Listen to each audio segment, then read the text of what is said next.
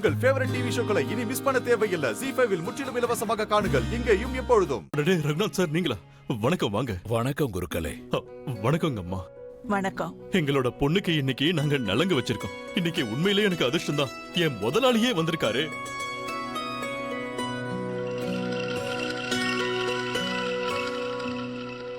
இங்க பாருங்க குருக்களே, சிவா மட்டும் வந்தா எப்படி? இந்த கல்யாணத்துல நாங்க எல்லாருமே கலந்துக்கணும்னு நினைச்சோம். அதோட நான் வேற உங்களுக்கு ப்ராமிஸ் பண்ணல, வராம இருப்பனா? நீங்க எல்லாரும் ஏன் இங்கே நிக்கிறீங்க? சிவா தம்பி உள்ள வாங்க. வாங்க.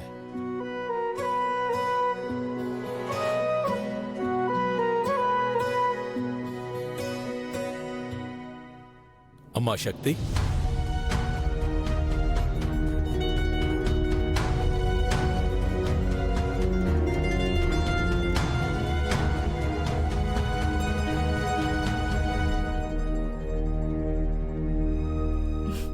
வணக்கம் அங்கிள். நல்லா இருமா.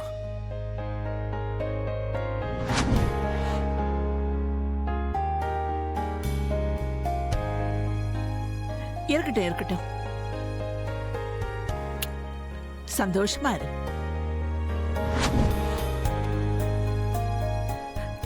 வாங்க. சின்ன அண்ணி, உங்க பிளான்லாம் ரொம்ப லேட்டா ஃபிளாப் ஆயிட்டு இருந்தது. ஆனா இந்த பிளான் சூப்பர் ஃபிளாப் ஆயிடுச்சு. கிராஷ் லேண்டிங் ஆனது உங்க பிளான் தாமா, இவங்க வரவில்லை.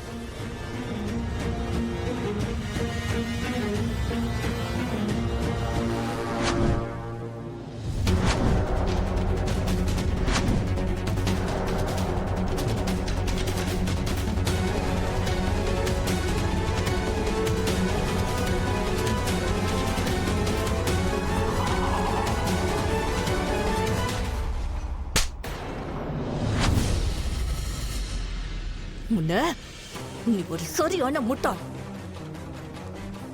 நீ கண்டிப்பா அடி வாங்கிதாண்டா ஆகணும். உனக்கு அவ்வளவு கூட அறிவில்ல. நான் உன்கிட்ட என்ன சொன்னேன்? நான் என்ன சொன்னேன்? அந்த சிவாவையும் சக்தியையும் பிரிக்கணும்னு சொன்னேன். அப்படின்னா சிவா இன்னும் இந்த வீட்டுல என்ன பண்ணிட்டு இருக்கான்?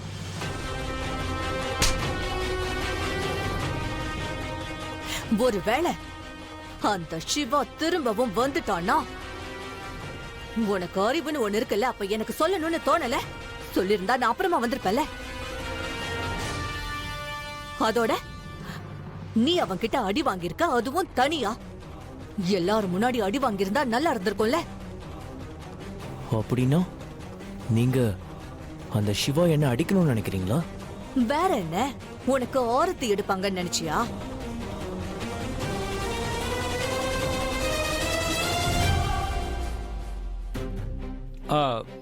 மேடம், உங்க பர்மிஷன் இருந்தா நான் ஒன்று சொல்லலாமா? நான் என்ன தெரிஞ்சுக்க நினைக்கிறேன்னா, அடி வாங்குறதுக்கு நீ ஏதாவது லொகேஷன் இருக்குமா என்ன?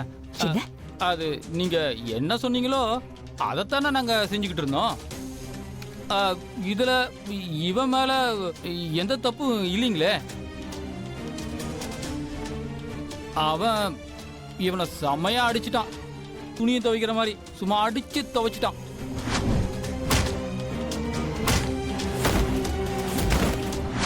ஏன்னா இது எல்லாமே என் கண்ணால பார்த்தேன், அதனாலதான் சொல்றேன். சத்தியமா. இன்னொரு விஷயம் மேடம், சிவா இவனோட முட்டாள்தனத்தினால ரொம்ப புத்திசாலித்தனமா உள்ள வந்தான். ஐயோ, நாங்க நல்ல டிராமா பண்ணோம்.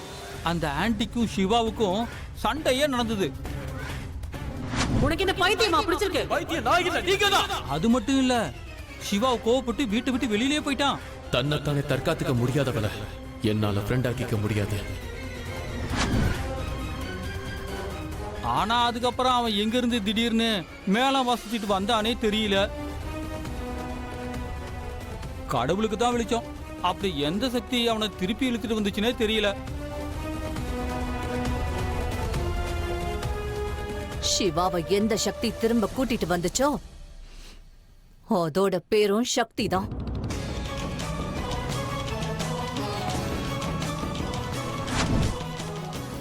அவ சிவாவுடைய வாழ்க்கையில சக்தியா வருவா.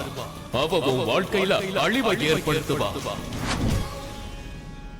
இங்க பாருங்க சார், இவங்க தான் என்னுடைய வருங்கால சம்பந்தி. இவர் தான் என்னோட முதலாளி. நான் வேலை பார்க்கிற கோவில் இருக்குல்ல, அந்த கோவிலோட ட்ரஸ்டி மட்டும் இல்ல, என்னோட முதலாளியும் கூட. அட, இவரை நல்லாவே தெரியுமே, mister Raghunath sir. GRK hospital அப்புறம் பார்மசூட்டிக்கல் கம்பெனியோட ஓனர் ஆச்சு. இந்த குடும்பத்தோட சம்பந்தம் பண்ணிருக்கீங்கன்னா நீங்க எங்க குடும்பத்து கூட சம்பந்தம் பேசி இருக்கிறதா நினைச்சுக்கோங்க.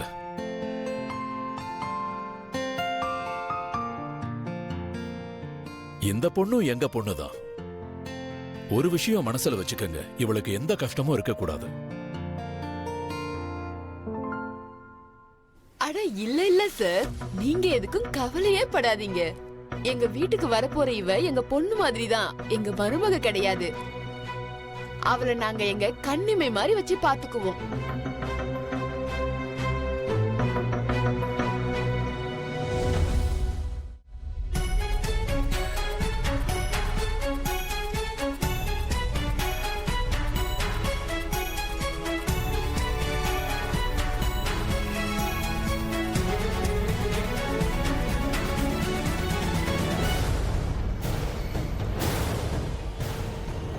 அன்னைக்கு தொடப்பத்தாலையும் செருப்பாலையும் அடிச்சாங்க.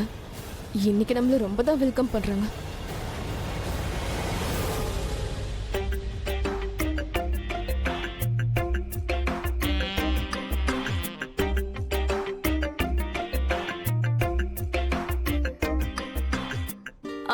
நீ பாட்டிக்கிட்ட ஆசீர்வாதம் வாங்கிக்கோமா.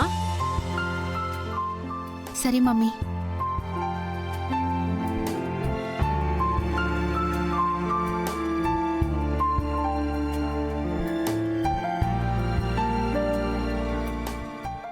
நல்லா இரு, ரொம்ப அழகா இருக்க.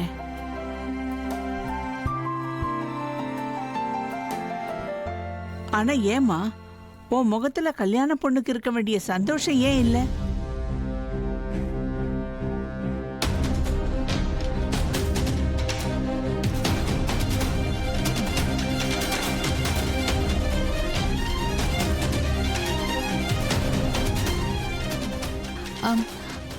இல்ல இல்ல பாட்டி, எனக்கு கொஞ்சம் களைப்பா இருக்கு, அவ்வளவுதான். அட, நீ இன்னும் கல்யாணம் முடியற வரைக்கும் குதிச்சுக்கிட்டு எல்லாம் இருக்கணும். கல்யாண பொண்ணு சுறுசுறுப்பா இருந்தாதான் அழகா இருக்கும். உடம்ப பாத்துக்கோ, சரியா?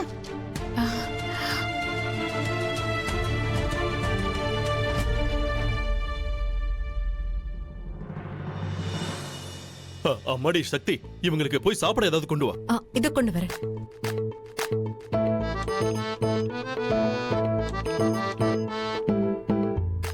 பாத்தியா ரகுநாத், எப்படி சக்தி பின்னாடியே போனா பாத்தியா?